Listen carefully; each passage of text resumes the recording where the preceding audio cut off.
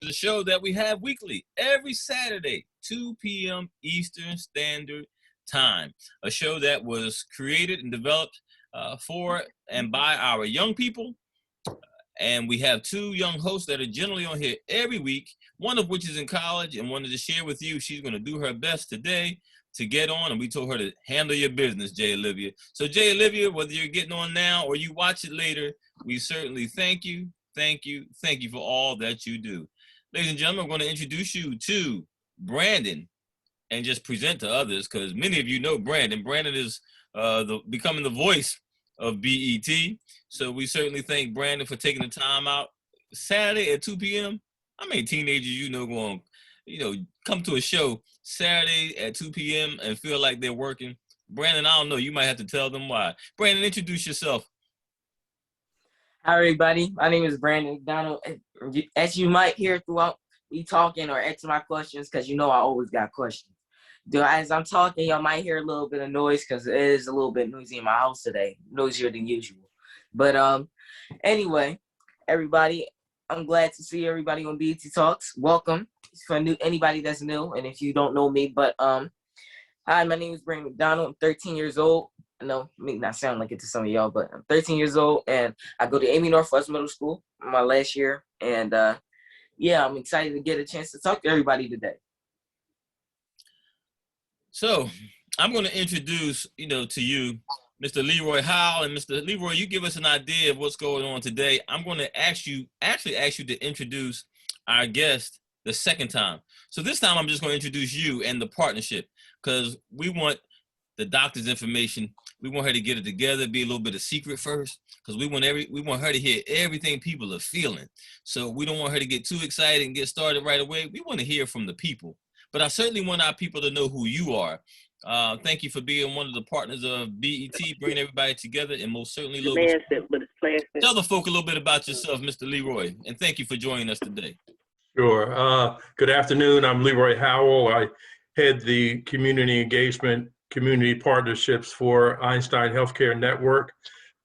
We've been involved with BET probably for about 7 years now.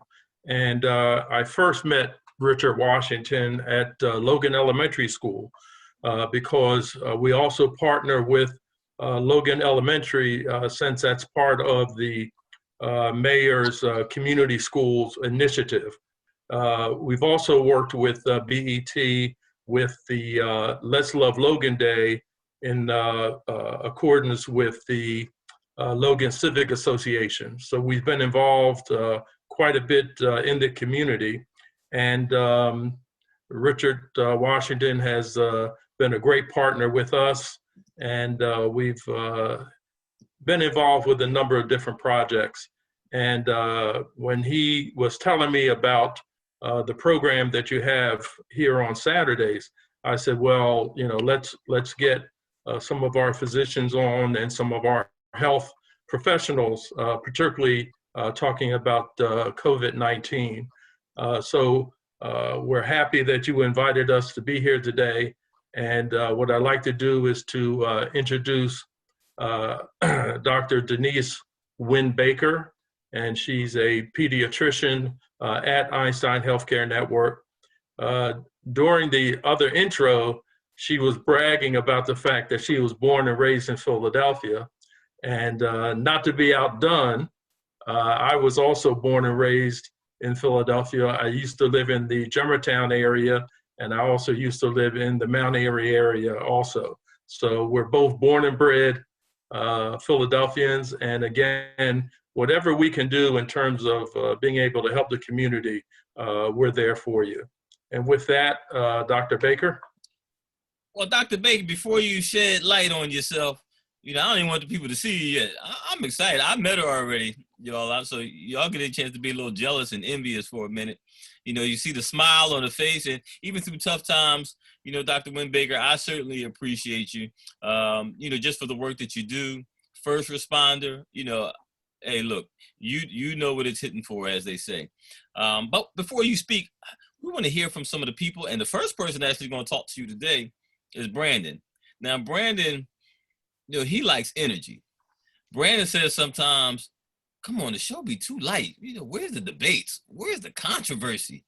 And sometimes that's because, people who know us, we're about bringing people together, and so we're nice, but we all have opinions. And I want everybody to know your opinion really does matter. And it's okay to be candid. As long as I ain't got to come get you, watch your language and your tone, then you're all right with me. Brandon, you 18 and under. So, don't have me come down there, to wherever you are, because, you're coming across the wrong way. But in the meantime, we want you to share how you really feel. You represent the young folk. COVID, vaccine, school, I don't know. Brandon, these first 2 to 3 minutes is yours. And then I want you to, I'm going to help you along with some of our other guests who are in here. So Brandon, you can be straight up this time. Tell us how you really feel and what you think about our conversation today. All right, so absolutely correct. So, hearing about COVID-19, and you get a lot of feedback from a lot of people, and it's different things, and it's a very controversial subject, like you said. And me personally, where I stand when it comes to vaccines, me personally, I'm not stunning anybody. If they say they want to get it, go get it. By all means, go get it. But me personally, I'm not getting it. All right. Not right now, at least. All right. It's a lot of things that goes into it. It's a lot of things that, could be, a lot of loopholes, a lot of lack of information throughout what they're saying. And it's a very, media heavy subject. So with anything, like I said, anything that is really, really touchy and, really seem iffy to me, I'm not going to trust it. Listen, if y'all want to get it, listen, that's y'all. I know me personally, I'm not getting it. And, with the school thing, I know she probably said this for school, Education Matters, Education Matters Part 3, actually. But me personally, it's kind of a little wish-washy, because a lot of their opinions, it starts to change often, very often, because it goes from, it goes from, the government going, you need to hurry up and get them back in school. And then right around, it goes to a full 180, and it turns around and goes, we need to keep them out of school. And then people going, oh no, push them back in school. I was watching a news report last night about a lady actually suing a school district to get their kids back into school. How does that work? I don't know. It had to be a county, but I'm just saying. But me personally, a lot of stuff like that, it's kind of, risky to me, because when you see stuff like that on the news, you kind of take an opportunity to get your children hurt, when it comes to COVID and stuff like that. If we were rushing before to get people out of school, and now we're rushing to get them back into school, it's kind of the same thing as saying, why are we rushing to get them killed? If they have a chance of even a slim chance of getting this deadly disease, and we're in the midst of a pandemic, why even take that chance? So me personally, I guess that also says where I stand when it comes with schools and whether we should go back or not. Because I as much as I love school, and I want to go back to school, I want to have a good high school experience. But I do not think we should go back right away. I do not think that's the safest thing to do if we go back to school. I don't even agree with sending our pre-K to second grade back, because especially them, I really don't want to put them in harm's way. So a lot of things that goes into that, and a lot of people have different opinions when it comes to this. But I'm telling you, I'm rock solid where I stand. I've heard a lot of opinions. I've heard a lot of people come and talk to me, and I'm glad and I'm happy to hear a lot of other people's opinion when it comes to the subject. And I'm happy to hear people actually be able to, talk about the subject, and maybe I can learn a little bit more. But as me from right now, this is where I stand. Brandon, I don't know if you're 13 for real or not. You sound like you grown and like you ready to register and get in line, and because I'm not even sure. And you might definitely probably write that down, Dr. Winbaker. Our kids getting vaccines. So Brandon, I don't even know if you would be in line yet anyway, but you sound like it. At any rate, I'm gonna keep on moving pretty quick, and I'm gonna help you out, Brandon. In the chat, those who I know said that they're willing to share. I'm going to put those names in the chat so you can introduce them in your own way. But I'm going to do the first one because I also know that she has another engagement. Hopefully, we still have the coach of the year, the coach of the decade, the coach of the millennium here, named Miss Michelle Snow, who she texted me, and I was going to read her text if she didn't get on because I was like, wait a minute. All right, there's some stuff in there. Brandon might like this because it goes against the grain. All right, but as Brandon said, we really do want you to be honest. And most of the time, we suffer from a lack of knowledge and understanding. But even when we get that understanding, some things still can be a bit quite confusing. So Michelle Snow, the wonderful career coach here in the city of Philadelphia, who's doing some national things. Tell us what your thoughts are about whether it's COVID or the vaccine or kids going back to school. Hey, everybody. Good day. Rich, is my picture up? Yes. Okay, so this is what I want you all to believe I look like today, although it's something completely different going on a Saturday over here. So first of all, good day. Thank you to this amazing team and all of the guest speakers who are here to help and to serve us. Kudos to you, Brandon. I'm Team Brandon. Okay, I'm Team Brandon today for a number of reasons, and I'll be very careful about my time here. It is a shame and an atrocity for how many people we have lost in our communities, and many of us are still traumatized by that. I went on a date with my amazing significant other last night, and he really struggled with going inside of the restaurant to get our food. Like I saw the fear on him when I said, babe, you're gonna go in and get our food. And he's terrified that he's gonna get something and give it to his mother. And I'm just like, team mask, wash your hand, put on gloves, let's get it done. I'm sick of this house. So I wanna wrap up my comments by saying, why am I Team Brandon? I am highly concerned about the oversaturation that the media has put on the Philadelphia area. I can't speak to the whole country, but I'm highly concerned about what we have seen in the Philadelphia metropolitan area. We have been oversaturated with videos of people with needles in their arms and rolled up sleeves. Do not think that that was just a coincidence. That was very strategic. I'm concerned about the language, needles in arms, shots in arms, every American with a needle in their arm. Listen, I'm diagnosed with sarcoidosis and nobody's putting anything inside of me because I don't know what's inside of this shot that could be detrimental to my health later. I'm grateful to not be a person. I have not had COVID that I know of. No one in my entire family on all four sides has been diagnosed with any serious COVID. And so just to close this comment out, as I continue to cheerlead on Team Brandon, every American, really, that's a pretty broad brush. And I'm concerned that that's been the media language. And I'm concerned that no one will talk about what's in this shot. And I'm concerned that it has not had enough time to look at long-term results. Where did I get sarcoidosis from? Nobody can tell me that. Was it from something that I had taken 20 years ago that took this long to manifest? So in the respect for time management, I will pause here. And thank you all for letting me participate. No, thank you very much. Like I said, it's loaded. See what happened when you let people speak? I wasn't expecting all that. And we have another young person, because we only do about 2 or 3 more, Dr. Wimberger, so that we can get you on here and get you started. And we'll definitely allow for some questions on the back end of it. And to our guest who is speaking, keep in mind, we have both sides of it. So so far we've heard the people who are not crazy about it and maybe not taking it, but we want to hear from the other side as well.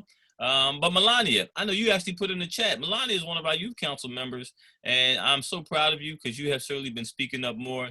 And she put it in the chat, so I'm not sure what direction she's going in, but we trust her and trust her to share her honest opinion. Go for it, Melania. Tell us what you're thinking. Good afternoon, everyone. My name is Melania Cover, and where I stand with COVID.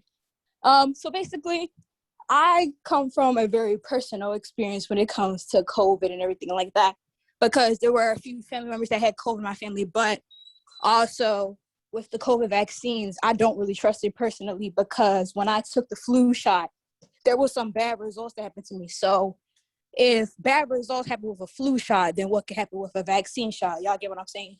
So with the COVID vaccine itself, it could be helpful, but like I said, I'm a little bit skeptical because, like Ms. Michelle said, we don't know about long-term results. And if something as little as a flu shot could do something so bad to a person, then what could the vaccine shot do, you know? And where I stand with school, personally, they should not be letting little kids go back to school so early. Just because kids, once they see their friends, they're going to do everything wrong. They're going to be like, oh, your mask is so cute. Can we switch masks? And stuff like that. They're just very unhygienic. And also, I feel like nobody should really be going to school right now, no matter how unmotivated us children are and all that other stuff, you know? So personally, I'm not really with the vaccine, but COVID, like, people should be taking their precautions. And also with school, nobody should be going back, especially not children, because they are just nasty to me. Very unhygienic.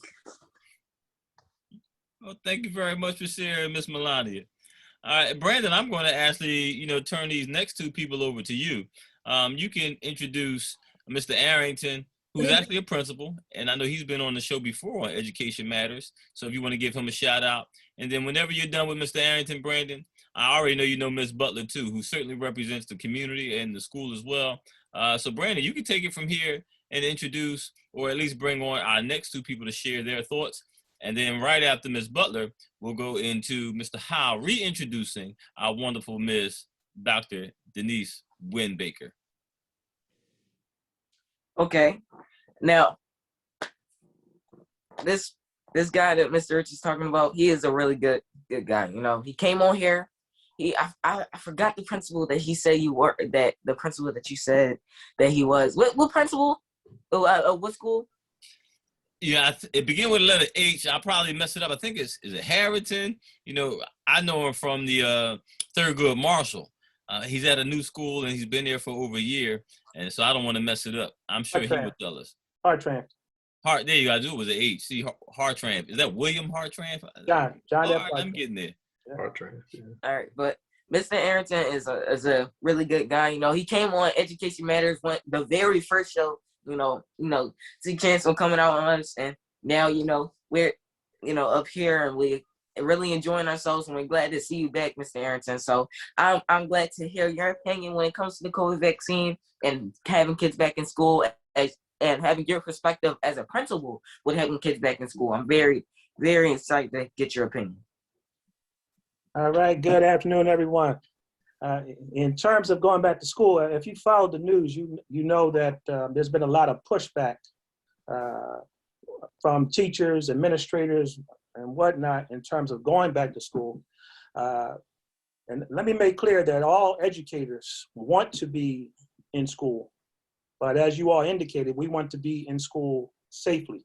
And so for that reason, there's been a lot of pushback because the feeling had been that the district was just pushing for us to go back. And as was already indicated, safety protocols weren't necessarily in place from our understanding.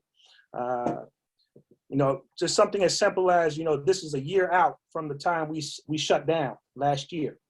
And we shut down at a certain level. I mean, there were a certain number of cases already and things like that. But then when we wanted to open back up, we were well beyond that. And I'm talking about back in August, which is the first time where the district pushed for us to open up. And so educators pushed back because we said, well, how can we possibly be ready to open when we are much worse off than we were in March? And this is just August. So what's happened since then is we believe that the district, the city, the state, the powers that be put action to words when they said that it's essential to get students back in school, when they said that we are a priority. They are now moving in that direction where educators are looked at as a priority, and getting students back in school is looked at as a priority, with the vaccine. Yes, there are varying opinions of it. I happen to have taken it. I took my first shot. I get my second one on Monday. So I am a proponent of that. And I think if they want to get us back into school, as they did, they should have made that a priority, and now it is. You know, educators were put into a fast track through partnership with CHOP to get the vaccine. We have testing protocols in place. My school was just tested yesterday. They partner with an organization that's going out and weekly testing all staff members. So my staff got tested yesterday through the rapid test to just to make sure that there aren't any cases that kind of slip through the cracks. There's weekly testing for students. So all those things are now in place to make this a much safer situation, because as you all said, things happen. Kids happen, kids play around, they don't necessarily always keep their mask. And so we need to stay on top of this to make sure that no cases slip through. So from that standpoint, yes, I'm comfortable with going back as long as we stay diligent. Now, Mr. Arrington, one question, because like Melania said, you know, kids, they dirty. You know, I mean, we love kids, but like those second and third graders, they'll drop something on the floor and just eat it. Like, I don't know, they some different kind, but you know, they know they're a little nasty. And you know, all it takes is for, you know, they might not have it, but you know, all it takes is for one kid just to like go to the store in the morning, you know, get coughed on, you know, like Melania said, switch masks or share snacks or whatever. All it takes is just one slip up outbreak. That's all. Just one little thing. Because we know, even though that a lot of people don't think it's as dangerous to us, I think it is. I think it's extremely dangerous. The virus. I think it's extremely dangerous. But it's unarguable. It's unarguable that it is extremely, extremely contagious. It is extremely contagious. It just goes. It's everybody. If one person was like in a distant room from me, all it takes is for me to touch the banister like 2 hours later after them, and I got it.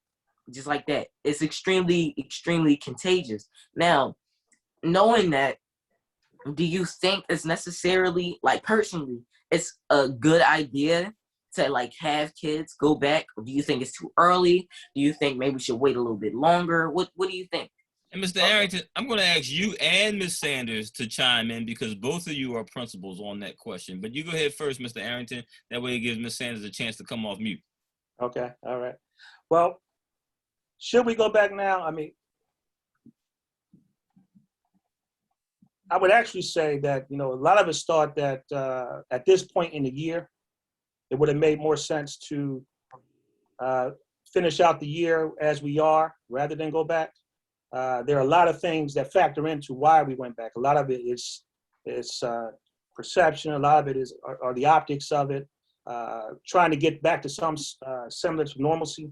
But for me, personally, I would have preferred that we stayed the course, work on continuing to get our buildings together. For example, my particular building needs a lot of major work with our HVAC system, which I was hoping would have gotten done while we were still in a closed state rather than putting that off. So for those types of reasons. But I mean, I certainly understand the reasons why we're going back. And so, you know, we make the best of it. What about you, Ms. Sanders?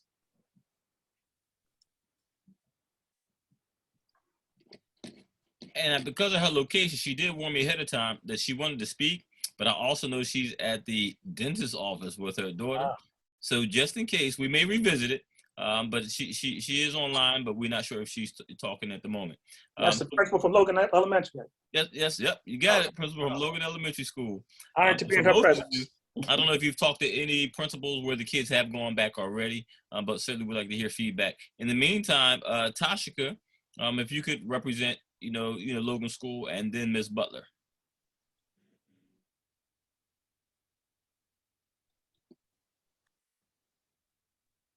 Different, didn't want y'all to see the camera, but I'm not feeling too well today. So at first I told Mr. Washington that I would come on, but my allergies are bothering me. So, but I decided to come on anyway.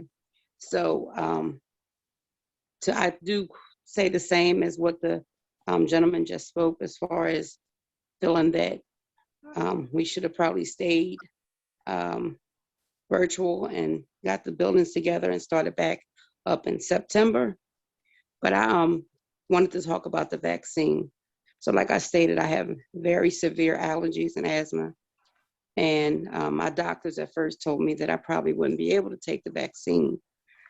So when Logan and all the other schools had the opportunity to get it, I went back to my doctors and they talked to several different other doctors, and they decided that it was better for me to take the vaccine instead of getting COVID, because it may not have worked out to my advantage.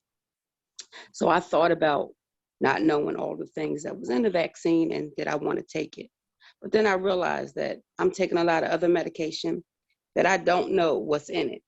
So, but I take that. So I decided that it was beneficial for me to take the vaccine. So I've already taken my first shot, and I'll take my second shot at the end of this month. So I know it's an individual choice, but I believe everybody has to make that choice for themselves. But for me, I think that for me and my household, I think that it was better to take the shot. And I thank CHOP for giving us the opportunity to do so. Thank you.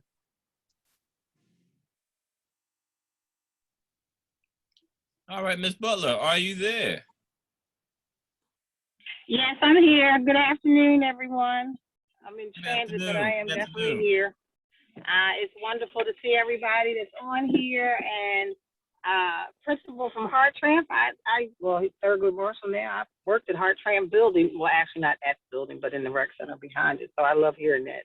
Thurgood That's good first. name. Hartranft now, Ms. Butler. Thurgood. Oh, Hartranft. I love hearing that name. I used to work in the building behind it. But what I want to say is, in all of this, this is not and never has been a one-size-fits-all model. Be it the pandemic, everyone is going through this pandemic, and every single person's experience is absolutely positively different. The model in regards to returning to school, it is not a one-size-fits-all. There are children at home, especially our pre-K through second, that need to be in the building because academically it is not happening for them at home. And one of the other things I want to say is,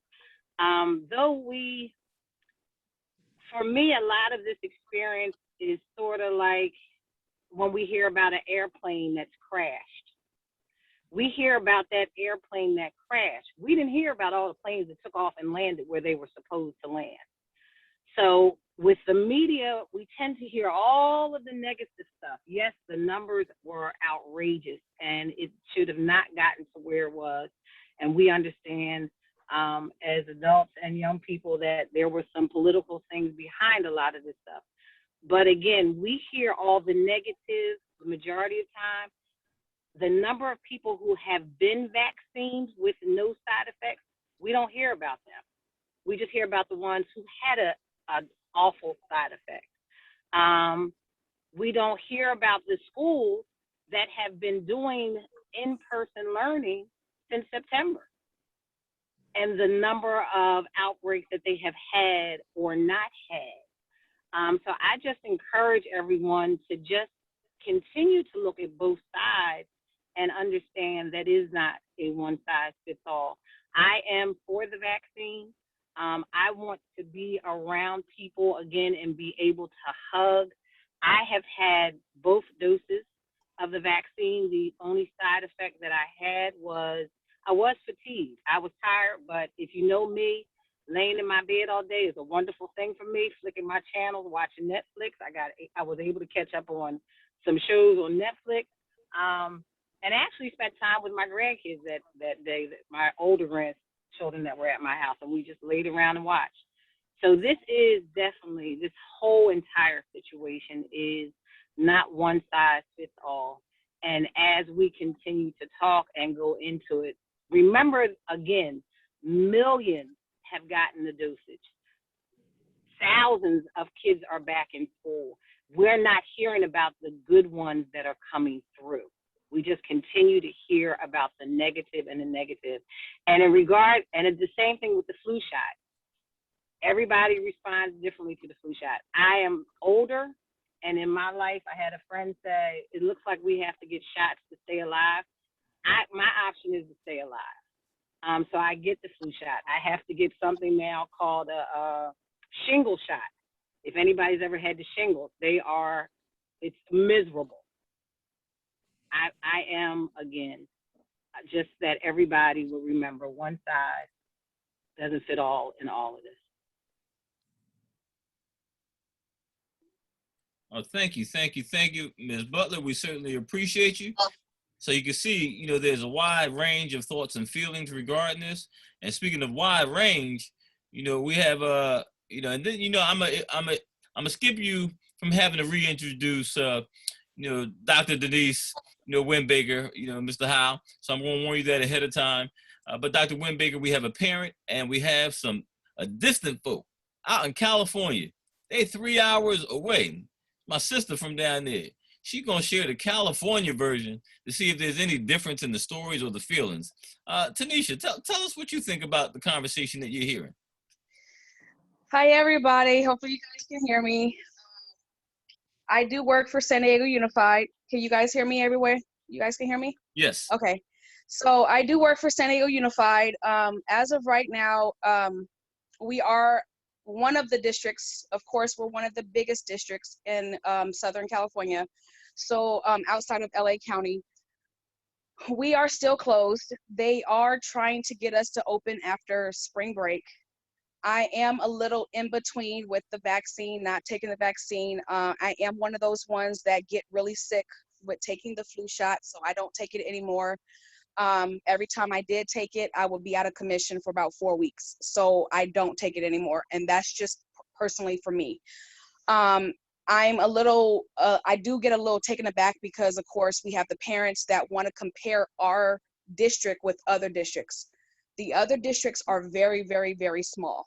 So they don't understand that with us opening a district that has over 180 something schools, that we have to open and what the protocol is for us to be safe compared to a district that only has 40 schools compared to us having 180 schools, how much more involved that we have to be as far as making sure our schools and our kids are safe, how much more that in tune that has to be. So they don't understand how much more that has to be. As a parent, I want my child to be safe. He has asthma, so his asthma goes from 0 to 1,000 real quick. He is a 6th grader, so he also is not, he is like I did hear Brandon, so he is also in that mindset of not really caring about, oh, I need to wash my hands, I need to stay 6 feet away, I need to do this, I need to do that. More of the high school kids where I do work in that field, because I am in the high school setting. I do work in a high school setting, so I can say more for the high school kids. They can mind a little bit of the directions. I can say it's a little bit, in my opinion, it might be a little bit easier for them as far as direction wise, but more of the secondary and the elementary level, it's going to be kind of hard. I do know they're trying to implement a little bit of like the half day where our kids can go like twice a week and then have the AM PM is what they're trying to do. But because, like I said, our district is so big and we're having a lot of issues with our parents just throwing everything at our district. They're trying to rush us. They're trying to throw everything at us as far as that goes. We've been having a lot of pushback. So I know that they're trying to get us to start back with the district. So we're trying to see how that's going to go. We're supposed to start, like I said, probably I think in April. I know they're trying to get the staff vaccinated if we wanted to. It's not supposed to be mandatory, but I also don't know if we're going to be able to be tested. I do know, I heard, I think some of the staff out there where you guys are at are able to at least be tested. I don't know if that's going to be able to be for us to be able to get tested. I do have another job where I get tested every day, so that helps me anyway, but I don't know if they're going to give that as an option for us to be at least be able to get tested. That's not even on the platform of us being able to get the kids tested once a week, or at least every other week. Like I said, we have over 180 schools for San Diego Unified. So I don't even know how that's going to even work for us at all either. So for some of the people that like to be vaccinated, some of them have had the vaccination. Some of them are doing good. We've had a lot of people that had a lot of issues with getting vaccinated. And like you said, I forgot what her name is, but like she said, you only hear the negative stuff, you don't hear the positive stuff. But at the end of the day, you also don't know what the longevity of it is. Are they going to have issues with the vaccination down the line? You get the vaccination today, but are they going to have issues with the repercussions of taking this vaccination 3 or 4 months down the line? And that's what a lot of people are having issues with. Yeah, I can take the vaccination, but am I going to have an issue down the line 6, 7 months from now, a year from now, because I took this vaccination trying to make myself healthy? And so that's what a lot of people that I've talked to in the back of their mind stating, yeah, well, let me take it now, but I'm also in the back of my mind, am I going to have issues down the line, a year from now or 2 years from now, trying to think that I'm going to be healthy now, but then now all of a sudden I got all these side effects because it is kind of quick that we're getting these vaccinations. So that's what's going on here for at least San Diego Unified that I've been dealing with as of right now. And I have not been vaccinated as of right now. I'm literally directly in the middle of how I'm feeling about the vaccination. Well, certainly thank you for sharing it. And as y'all see, it's certainly not just a Philadelphia or Pennsylvania thing or just up here in the DC area. This is all over the world, y'all. And that's why it's important to have this conversation. Our parent, and most of the people who spoke already are parents, but from totally a parent's perspective, Ms. Danielle, we thank you for joining us today. Can you share with the doctor your thoughts? And then I'm going to read one message in the chat and turn it right over to Dr. Winbaker, and she may allow you to ask questions a little bit later as well.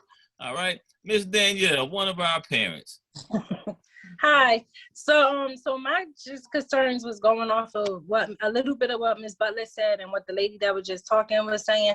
So I have from different all age groups in my house. I have one in college, and the college student, she is back on campus, but I'm safe with it because they're quarantining. They're in their dorms and they doing testing every single week. They have to get tested. If you don't get tested, you have to leave.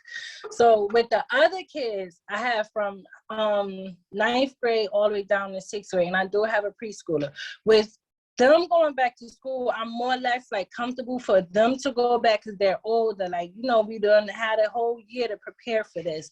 So, with the older kids, I'm comfortable with them with, they know to wash their hands. They know to keep masks on. They know not to touch other people or get close to other people.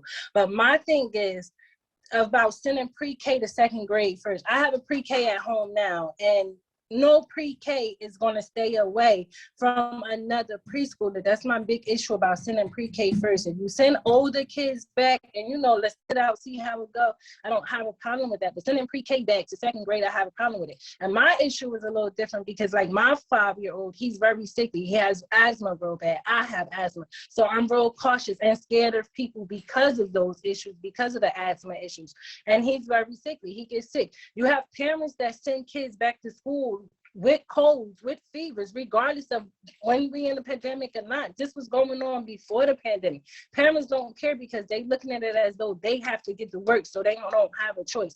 And I understand that 100%, but you putting other kids in danger, and I cannot agree with that. I feel like before they open up the schools, I feel like they need to get schools back in order. They need to clean the schools because, let's be honest, the schools is not clean at all. You cannot open a building without cleaning it first and then doing a test run. I feel like it's ridiculous to send pre-K to 2nd grade back first. They touching stuff. They're not having somebody in there that's going to keep cleaning up the classrooms behind the students. Like, I 100% don't agree with it. And on my part, I don't agree with the vaccination only because we don't know the long-term effects. Like, it has not been out long enough to know the long-term effects of it. And every case is different. I do understand it, but it's not enough information on it.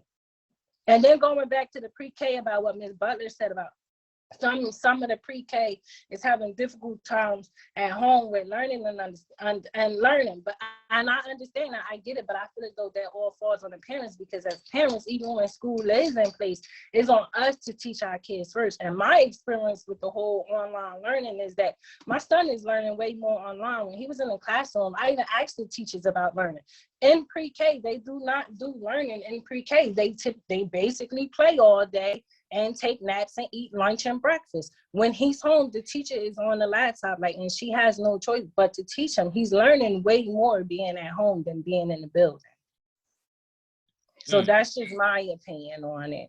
And I have a lot of other parents that feel the same way. Like online, they're sitting there, is with the pre-K, is not a lot of hours out the day, but they're actually learning something on them 3 sessions. They get one-on-one session. In a classroom, they're not getting a one-on-one session with the teachers.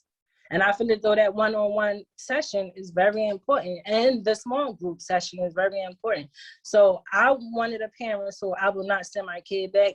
Now, come next year, we're already in a whole year of it. Come September, I may feel a little different because, it's longer in. We can see what the vaccination does by September. But as far as right now, I'm not comfortable with sending them back. Well, y'all heard it, folks. Y'all heard it from at least one of the parents representing a whole bunch of them. And y'all know me, I can be a little silly sometimes. So I can't help but saying this one. I talked to some parents and they said, look, I want them all back in school because we talk about being sick. Well, I'm sick of them being home right now. Which is true. It could be true. It could. I'm about sick of mine too, but mine was already. Half of them was already in homeschooling already. They was virtual learning through K-12. So we had got in the routine of being home already before Corona even broke out.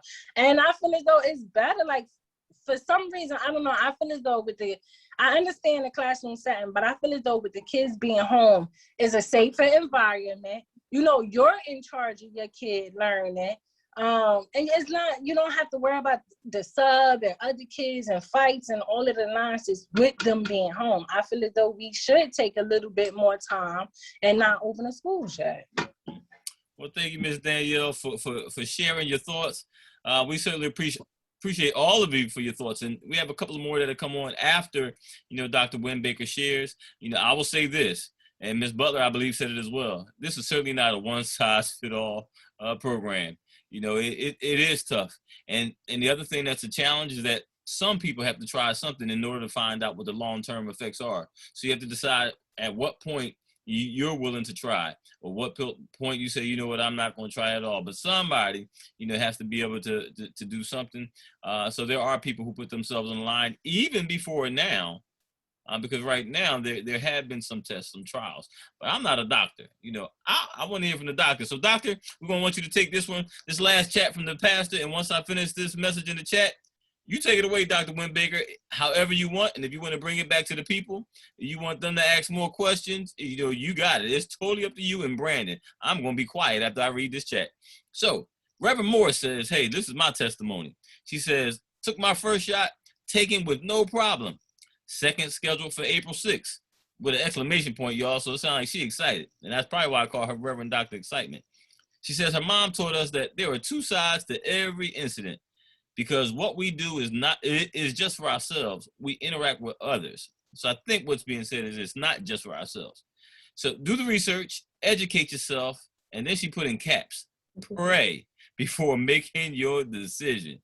It is not just for you. All right, so thank you, Reverend Moore, for that. Dr. Win-Baker, it's all yours. Thank you for joining us today, and welcome to the BET family, because once you join us, you're family of ours for life. Dr. Win-Baker, y'all. Great. Thank you, Richard. Thank you, Brandon. I'm just shaking my head, and I can feel everything that everyone has said. I'm a pediatrician, so I talk openly to my parents every day about exactly what we're talking about now. So I did prepare a short session, slideshow. So bear with me. I'm going to talk fast so I go through it. Since I prepared it, I'm going to give it, okay? Well, I'm going to share my screen, okay? I just want to make sure that I know we're all on the same page, but I'm just gonna make sure. So my husband is supposed to be doing the technology for me, and hopefully he has it together. Oh, just hold on.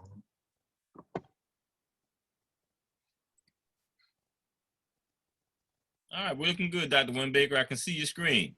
Okay, Here we go. It's okay, coming. Here we okay, go. great, there it is. Okay, once again, good afternoon. It's a pleasure to be with BET this afternoon. On behalf of Einstein, thank you, Leroy. Thank you for Richard for inviting me, and our host, the fabulous Brandon. Thank you very much. This is an important conversation, a discussion about going back to school in the midst of all of this, the COVID-19 pandemic. To guide our discussion today, I'm going to lead this interactive talk with first discussing just a few things. One, the COVID-19, the topic that has absorbed our life for the past year. How does the COVID-19 spread from person to person, which we all know, but I'm going to reiterate. What is personal protective equipment? How does it protect you? The pros and cons of going back to school versus continuing virtually. And given that education is so important, what is needed to get back to school safely? Now, those basic things are the basic things and the most important things that we need to do to survive this pandemic. Next slide. So, what is COVID-19? Okay, is it a hoax, a disease, a virus? Is it something made up? Is it real? Is it perpetuated by the enemy, the liberals? Is it a disease that occurs because something inside of us has gone haywire? Or is it a living virus that needs us, a host, to survive? My body, your body, it needs something to survive in. Well, let me tell you, it's real. It's a disease spread by a virus. What is a virus? It's a little parasite. We all know about parasites. And it's a parasite that can only survive and reproduce within our bodies. It's spread between person to person through respiratory droplets that people produce when they talk, when they cough, or when they sneeze. Now that we know that this is a virus, and it's real, and it's deadly, and 500,000 people have died.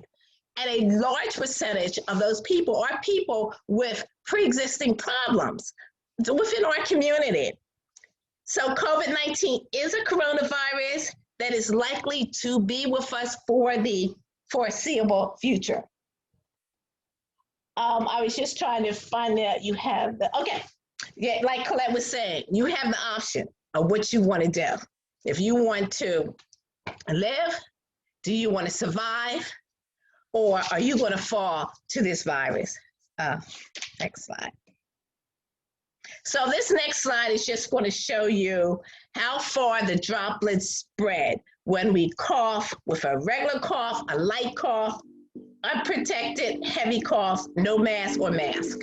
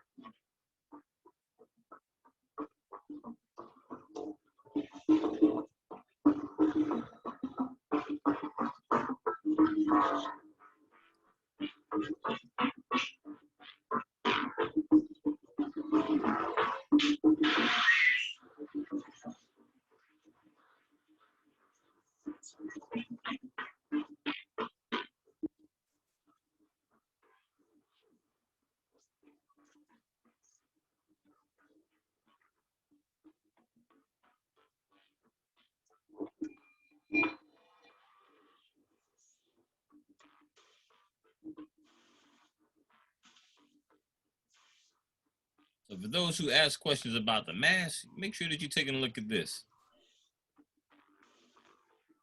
And in case you can't read the words, with a folded cotton handkerchief, droplets traveled a little over 1 foot.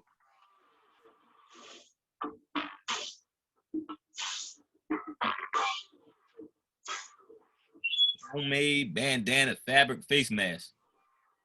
With a single layer bandana mask, droplets leaked through the mask material and traveled more than 3.5 feet. Homemade stitch cotton mask were most effective at reducing the droplet spread. It only traveled about 2.5 feet from the face. And there's the professional. And you certainly know that's not mine. I can't sew. But the professional, a non-sterile cone style mask, worked well with droplets traveling only about 8 inches from the face.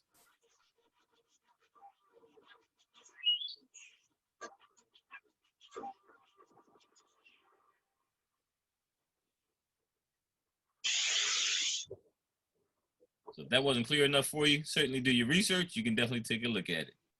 So as you can see, the COVID virus, it spreads from person to person without a mask. We're not even talking 6 feet. We're talking 12 feet. With a mask, you can reduce the spread, and it may be a foot or so. And depending on how thick your mask is, it decreases the distance that it goes. So you have to wear the mask. You have to maintain social distance at least 6 feet. That mask needs to cover your nose and your mouth. Because when you're breathing, when you're talking, the virus is spreading. And you have to wash your hands frequently. And we've heard all of this. And I know it's hard to wear a mask all day long or when you're outside. I wear one all day long, and believe it, I wear one all day long, and I double mask. What you have to do is I breathe slow and I breathe easy. And that has helped me to kind of survive through this. Next slide. Okay. So back to school, really? Are we going back to school? This pandemic has created the largest disruption of education in history. And it has disturbed an educational system that is already stressed. In-person education is a powerful tool for teaching. The interaction is intellectually stimulating. We as social beings, we enjoy and we need contact with others.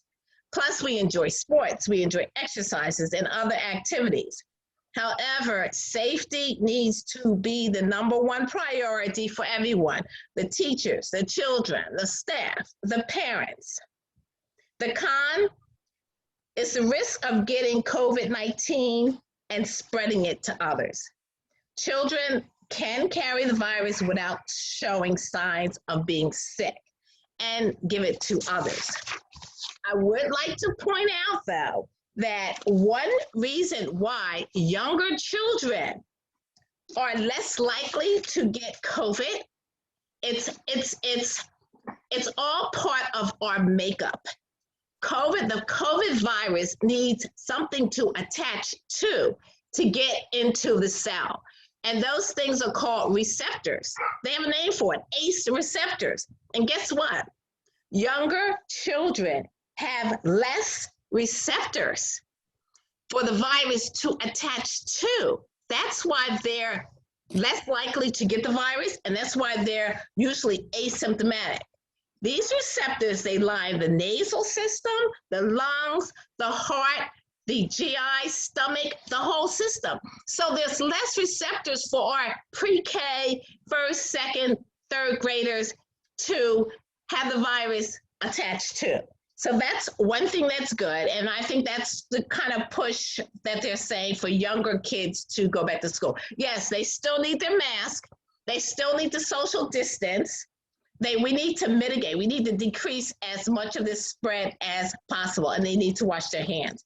So the cons, risk of infection and risk of asymptomatic spread.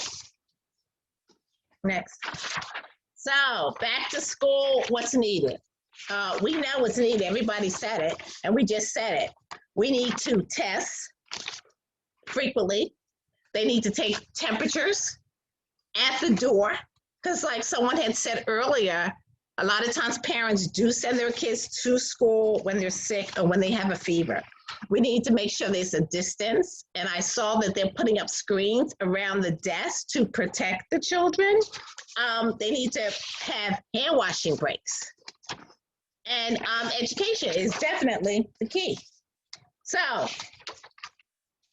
whether or not to send your child to school, it's personal. You have to know your child. You have to think about whether or not your child is actually learning at home. Also, you have to realize that time is not standing still. You know, a lot of the children in the public schools, we're not back in school. We're learning virtually. Private schools, they're back in school. I can name a few schools that have not missed a beat. They have been in school since September, the regular curriculum. So we have to really think about that. And our kids cannot fall behind, but we have to be safe. It's a tough decision. It's a personal decision. But you have to know what you need and what your child needs. Questions in addition to the ones we already talked about? You can come on. Sure. At this time, I know a couple of people, had some thoughts, comments. Some people came on a little later, so they might have missed some of it. So, Ms. Shauna, I see that you joined us. If you wanted to share, my sister also works at a school locally. If you want to share, this is the time to come off mute. And Brandon and Dr. Winbaker, I'm gonna let you take care of it from there because we're gonna be preparing for our announcements. But Ms. Shauna, are you there? Did you want to share something? And Keisha, are you there? Hi, I am here. I'm sorry, I missed majority, but as you can see, I'm working. To be honest with you, I'm personally not comfortable sending my children back to school. The reason being, there's so many unanswered questions and there's so many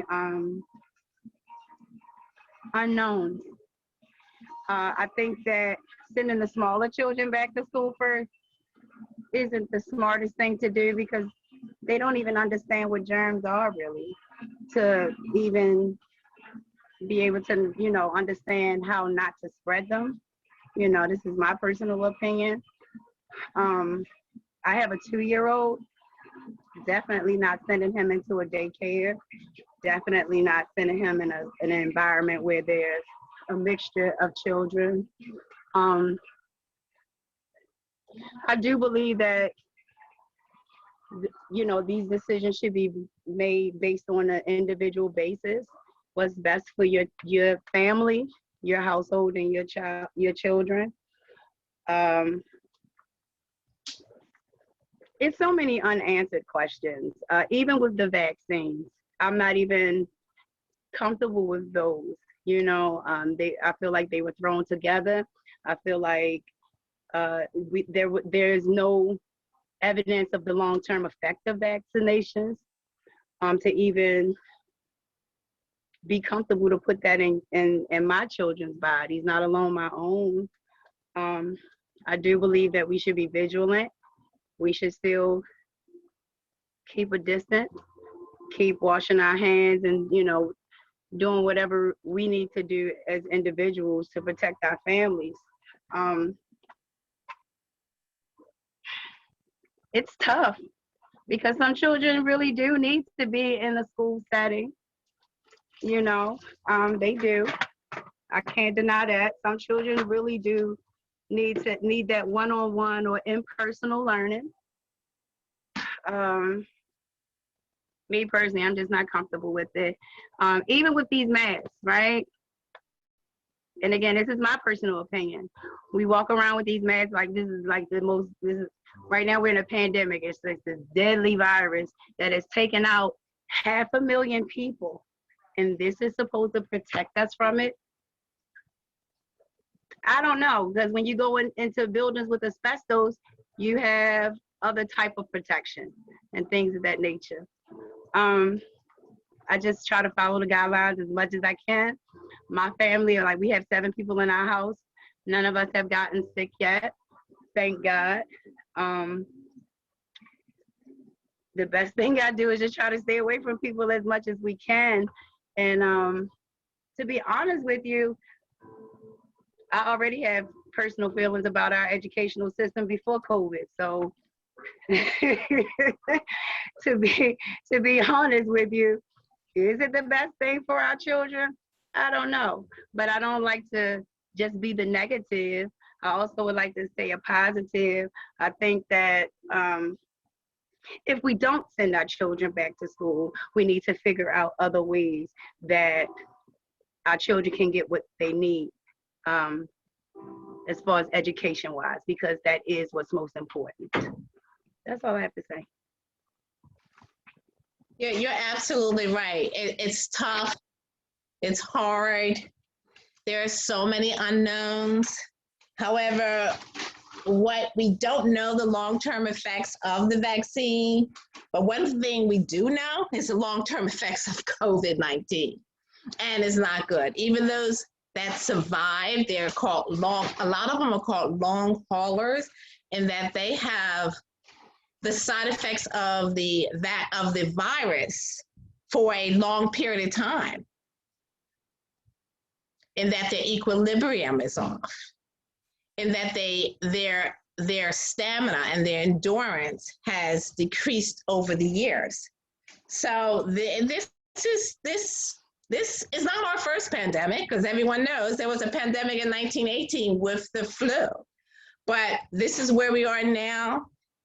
Science, Brandon, you were talking about, you were unsure of the science and everything and what's to come. It's a process. Science is a process, and science evolves. Just like I see Brandon, I see you evolving, okay, to be the next famous journalist or president. I mean, it's an evolution. And what we're doing is every day we're finding out more and more about science and about this virus.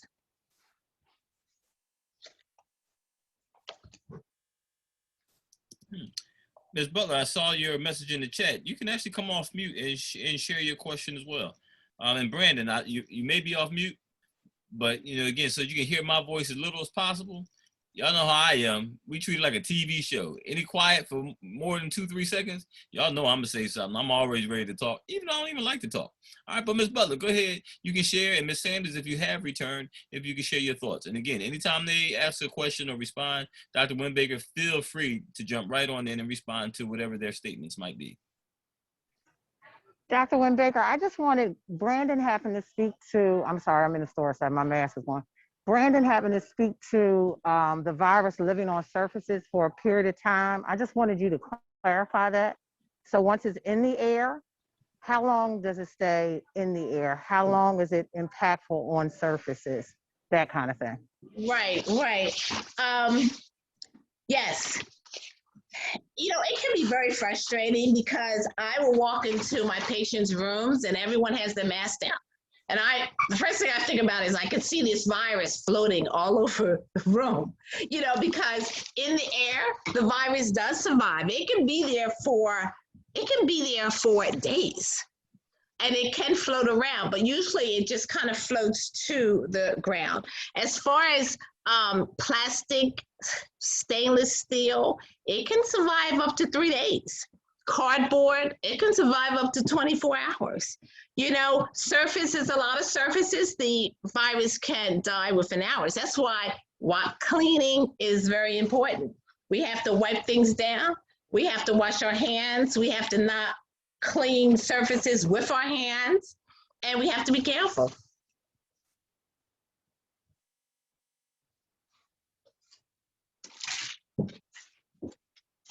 All right, there's that 3 seconds.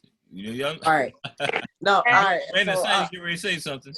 Yeah, I'm about to say something, because I was trying to stay as quiet as possible, because like I said, it was really noisy. They was right outside my door. So I was trying to be as quiet as possible, but I do have a lot of questions and do have a lot of concerns, because, me personally, I have been touched by COVID-19. I've, seen people that have had it. I've talked to people that have had it. I've had a family member that had it before, and it's, you're right, it's scary, but, when it goes to COVID-19 and bringing kids back in school, and I was seeing there are pros and cons, the cons was dwindling a little bit, and I was thinking there might be a little bit more, so, because a lot of the issues I have with and a lot of other people were saying that they had with sending kids back to school, you know, they're very unhygienic.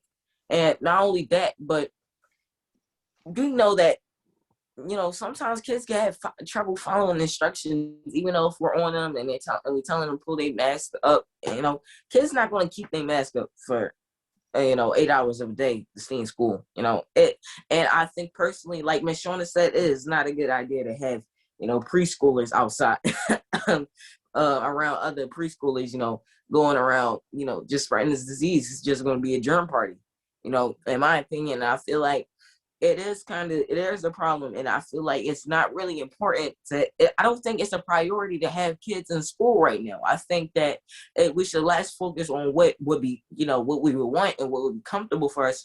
And like you said, be focused on what would keep us alive, because, you know, there's many stories of children going home, going somewhere, or going out, even to the store, just to pick us from the store real quick, and coming home, and family gets it, you know, gets the disease. Some of them die.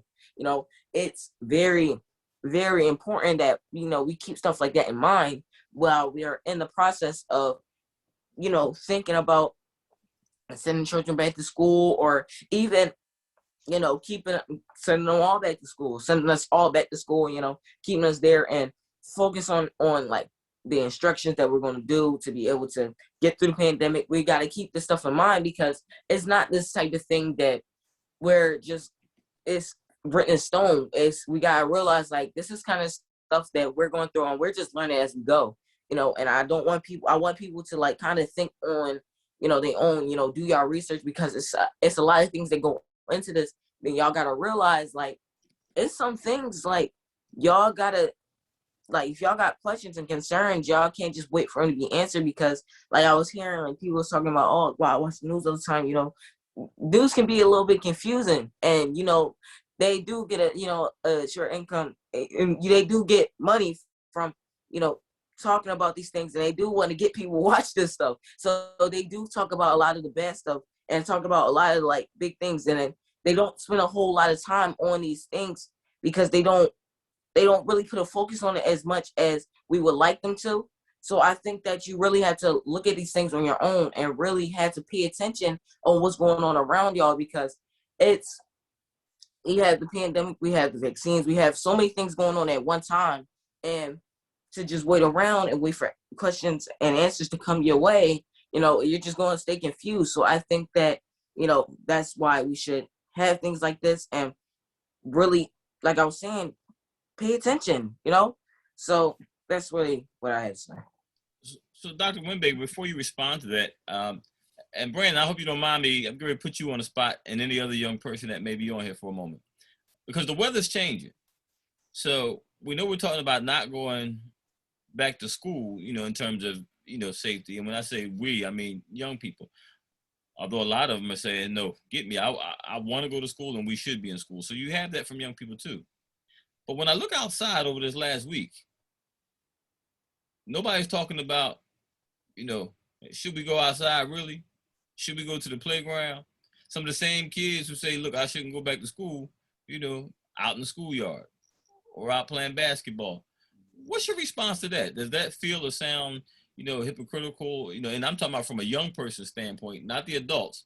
But what are your thoughts about that? Is it okay to be outside? You know, if it's okay to be outside, it should be okay to go to school, or what? What do you think? Melania, Kyle, any of you young people, what are your responses before we have Dr. Winbaker respond? Now, I don't know if anybody else was going to talk, but, you know, I've gone outside, you know, it's been warm. I've gone outside, and I've seen what it was like outside. And, you know, I think we're okay with going outside as long as, like, we're being safe, making sure, you know, keep your mask on, social distance. I think that we're cool as long as we keep those precautions.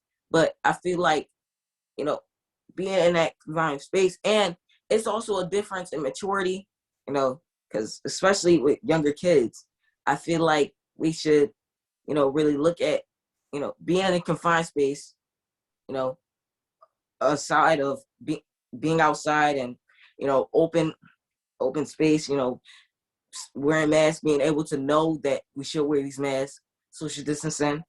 In a confined classroom, you know, And I do know that they're putting precautions up, you know, with only putting a certain number of children in the single digits inside of each classroom and splitting them up into certain days.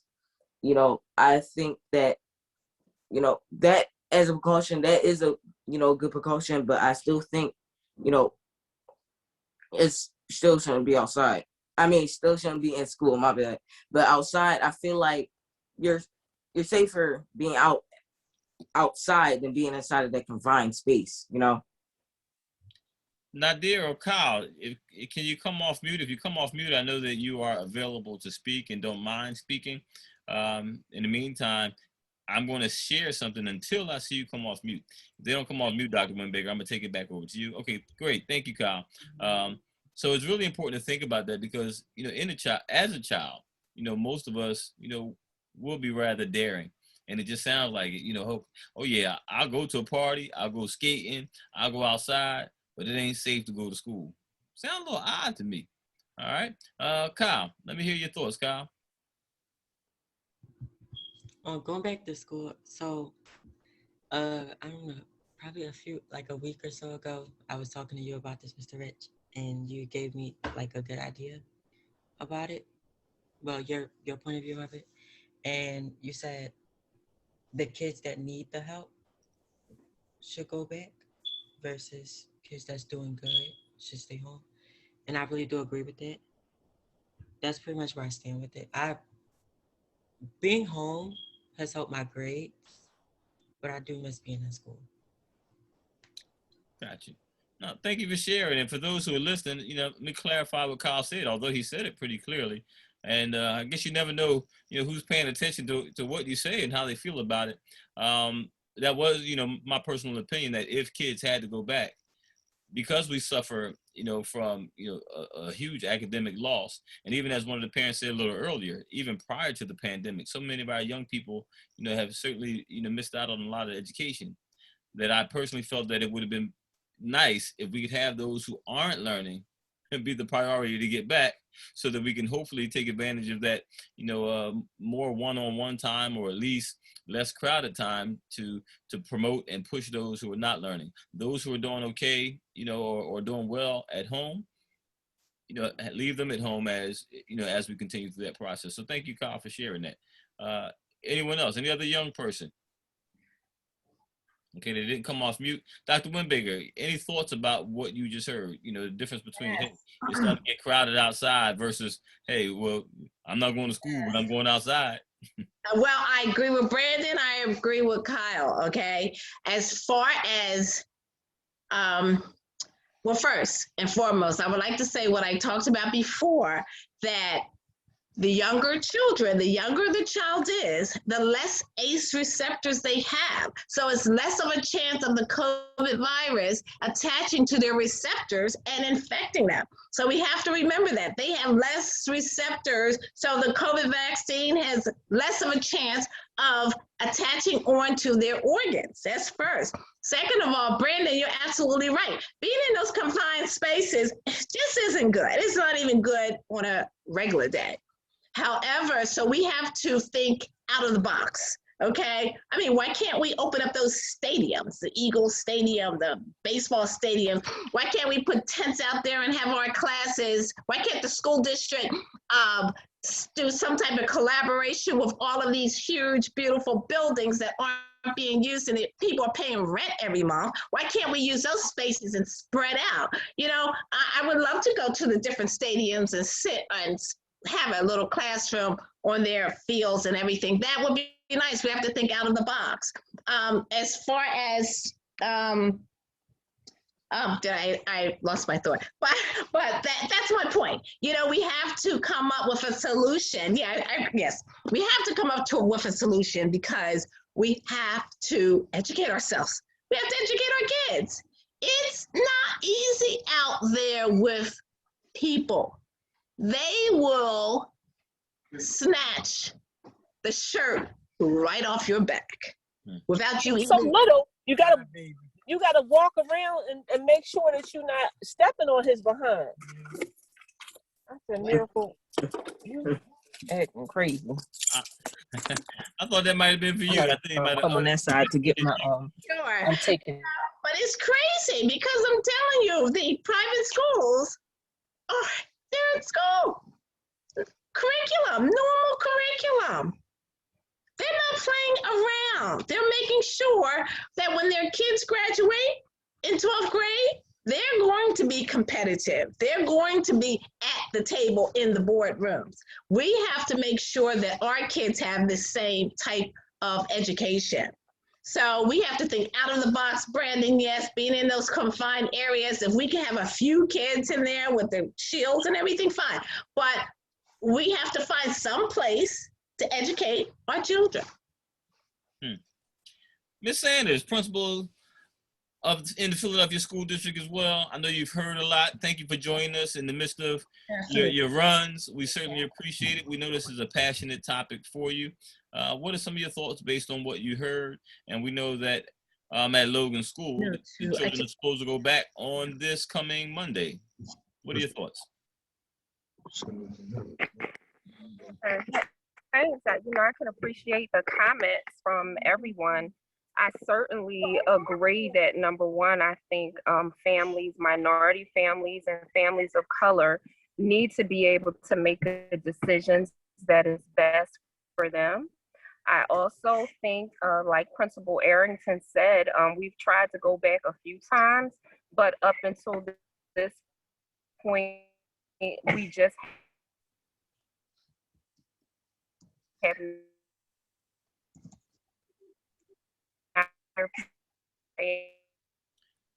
If you can hear me, Ms. Sanders, you are in and out a little bit. People in private school haven't lost things. Well, historically, this has been the case for many years. I don't think. Okay.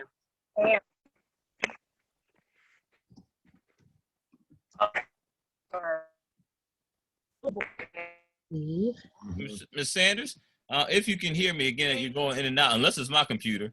Can everyone else hear Ms. Sanders clearly? Can you She's hear going in and out, brother. Okay, so she's going in and out. So we'll have you come back in probably in about 20 seconds, just in case if you're moving or if you pull to the side, because we missed most of what you said. So definitely going to give you an opportunity to share that again.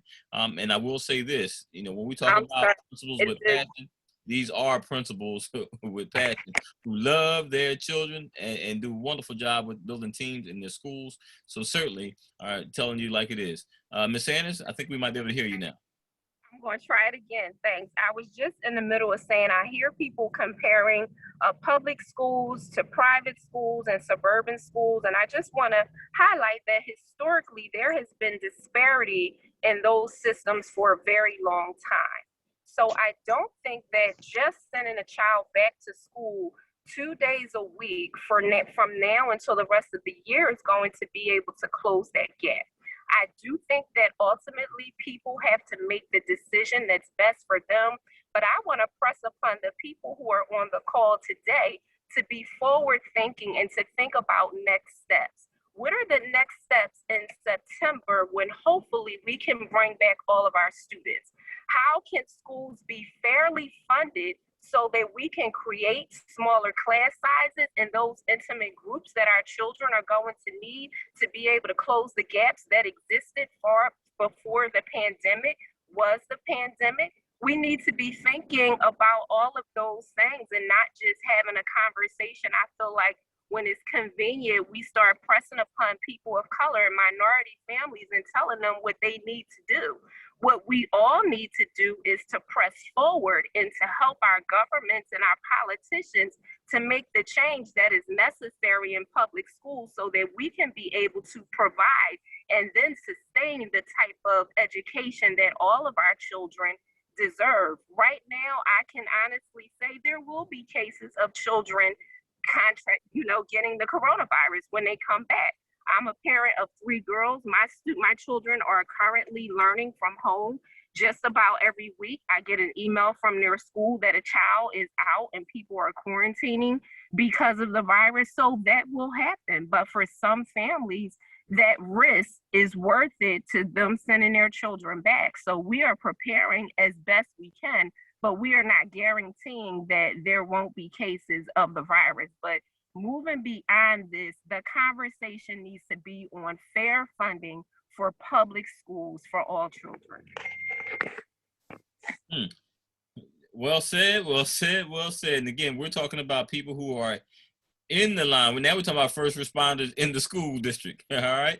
So again, thank you, Ms. Sanders. And I'm gonna have to play this show back because there was just such a wealth of information and passion. And I definitely want to be able to hear both sides because, you know, on a day-to-day basis, even I have to make decisions. So in your closing thoughts, I'm going to share some announcements, Dr. Wimbaker, so that you can get ready to close us out. There were 3 things I want you to add in your closing remarks. One, military. One of our young people sent a message saying eventually it's going to be mandatory for the military. Not right now, but mandatory. So your thoughts on that. Secondly, those who like to travel. I want to go to Africa.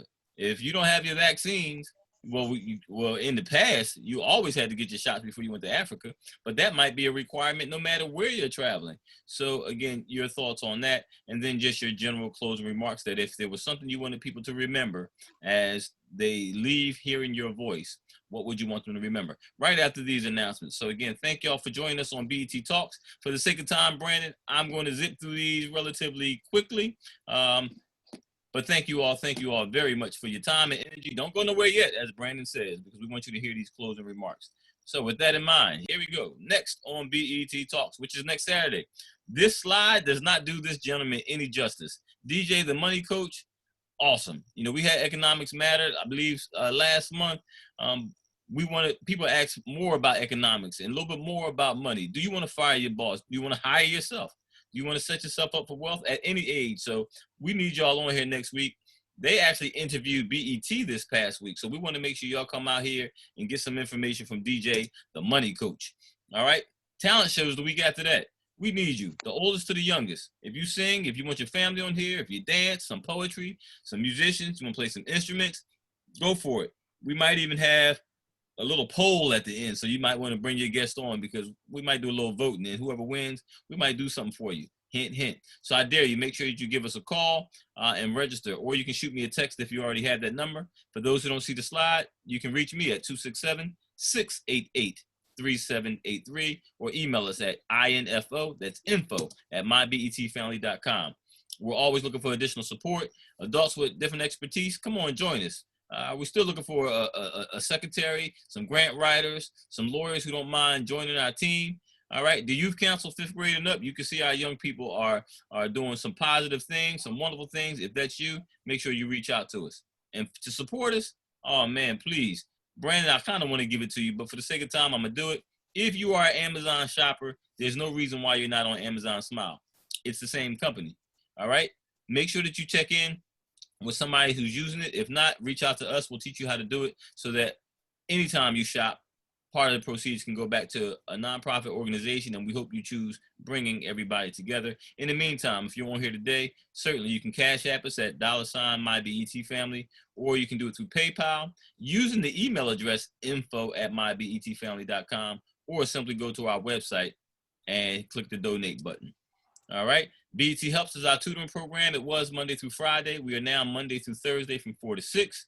All are welcome. So again, reach out to us if you have questions or thinking about having your child sign up. I Can Act. He's one of our partners. He has some acting classes. Awesome, awesome, awesome. Many of you have seen him on numerous shows, whether it was Black Lightning. Man, it's such a long list. But his name is Nakia, actually from my area. Please take a picture of this sign, or if you want to reach him, reach out to me and I'll make sure that you're connected. Get your young people involved. They're doing some wonderful things. And talk about economics, those young people are making money right now as they're being picked up to do different commercials and events and programs and movies. AXO, we talked about it before too. High school students who want to perform locally. If you win locally, they'll pay for you to compete nationally, and you can win some scholarships and other things. There's some numbers on there, but anything that we announce on here, you can always reach me. And our young people have been doing a wonderful job, led by Brandon, on Word 900 AM every last Tuesday of the month from 3 to 3:45. So make sure that you join in, call in, so that they know that our people are supporting our young people. The first order has gone in for those who wanted the BET jackets. I just learned today one of our people called and said, hey, can my 7-year-old get one? So we made a phone call, and we do have them in children's sizes also. Male mentorship will begin soon. We're not sure if we're going to keep it Wednesdays at 3:30 because the weather is changing, but we do want young men who will make a commitment to be a part of this program so that, again, you can grow up to be, wonderful young gentlemen. All right, and don't forget to follow us on Instagram and Twitter. If you're not, it's at MyBET Family. That's our tag for pretty much all of our social media outlets. And thank you, Rob, for working on our website. That will be updated very shortly. All right, thank y'all for joining us each week. With that in mind, Dr. Wimbaker, if you could give us some closing thoughts, and I know that you have to move on. And after Dr. Wimbaker, Brandon, and anyone else, some additional comments, and want everybody to enjoy the rest of their day on this beautiful day. Dr. Wimbaker. Yes, thank you very much. First, I'm an advocate of vaccines. I've been practicing medicine for 25 plus years. I've seen diseases. I've seen the devastating effects and consequences of these diseases, and I've seen them disappear after we started giving vaccinations. So I'm an advocate. I received both of my vaccines. Just like Michelle Snow said earlier that her significant other was afraid to go into the store, that was me. Well, guess what? I'm still afraid, and I'm not going in the store, but I do feel more comfortable, and I wear my mask, and I distance. Second, you need to make sure your child is educated, because you have to be responsible for your child. We have to be responsible because nobody else is going to be responsible. Everyone's making sure their kid's educated, their kid's going to make it, and their kid's going to be part of the solution in the world. So parents, we have to go to the meetings, parents meetings, Zoom meetings. We have to be at the table, in the room, so we can give our opinion to make sure our kids receive an adequate education, because the system is trying to fail us, okay? And it's not right, and we do not have to stand for it. As far as vacation goes, stay home, save your money. Thank you. Thank you very much, Dr. Wimbaker. And again, welcome to the BET family. You are welcome anytime. And I will warn you ahead of time. So next month, I think it's the last Saturday of the month, we will have a day of success on BET Talks. What that is similar to a career day. So we're looking for doctors, lawyers, and we're also going to have one at Logan School. So I'll make sure that you get that information too. So that way, we can begin, teaching our children earlier about careers. All yeah, right? Richard, I have just one announcement to make. Absolutely. Starting Monday, the Einstein vaccination site, which is located on Tabor Road between 13th Street and Park Street, they'll be accepting appointments by phone. And the phone number is 215-456-8088. And what I'll make sure I do is I'll get that information by email to Richard so that he can, blast it out to everyone. But if you're writing it down, it's 215-456-8088, and that's the appointment number for the Einstein vaccination site. And it will be activated starting on Monday. Thank you, Mr. Howland. If you can put that in the chat so that those who are listening as we close out, they can also share that information. Put the phone number in the chat. Okay. All right, thank you very much. And Dr. Wimbaker, I know you're good to go. You got to go. I want to let you know somebody put in the chat, she was dope. Awesome presentation. So again, ladies and gentlemen, it is your choice. All right, it's your choice. But make sure that you get the information. Make sure that you do your research. Make sure that you have understanding. And please, please make sure that you do what it takes to be safe, because we love you. We appreciate you.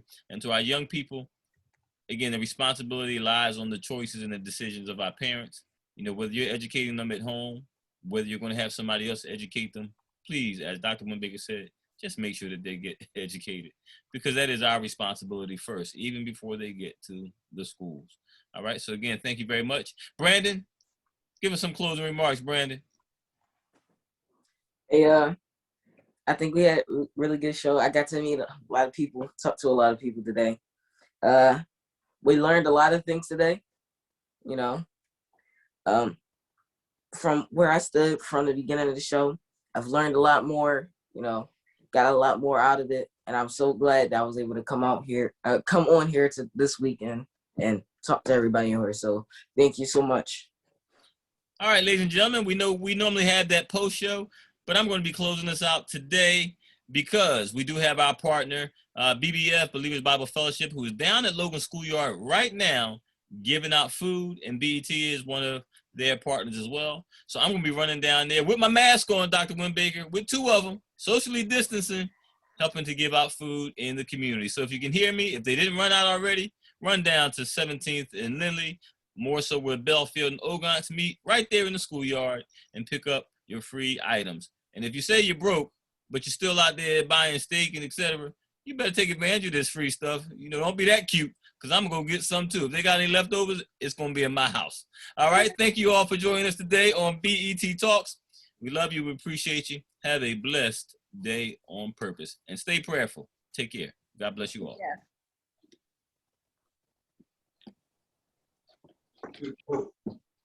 I am going to end it on Facebook Live. Thank you for joining us on Facebook Live.